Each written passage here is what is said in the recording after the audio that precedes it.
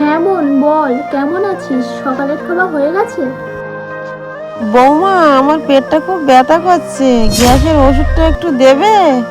হ্যাঁ আমাদেরও হয়ে গেছে। তা কি রান্না করেছিলিস তুই? বৃষ্টি, শুনতে পাচ্ছ না মা তোমার কাছে ওষুধ চাইছে? আরে দিচ্ছি একটু পরে। বোন অনেকদিন পর কল করেছে, ওর সাথে একটু কথা বলছি তো। আমার অসুস্থ মাকে ওষুধ দেওয়ার থেকে বোনের সাথে কথা বলাটা তোমার কাছে বেশি ইম্পর্টেন্ট। বিয়ে করে আসার পর থেকেই তোমার মা বাবা বোনেদের আমি সেবা করে আসছি। তোমার মাকে আমি নিজের মায়ের মতন করে স্নেহ করি, তাতে লাভটা আমি কি পেয়েছি? আমার মা যখনই ফোন করে তোমার সাথে কথা বলতে চায়। নিখিল, মা একটু তোমার সাথে কথা বলবে।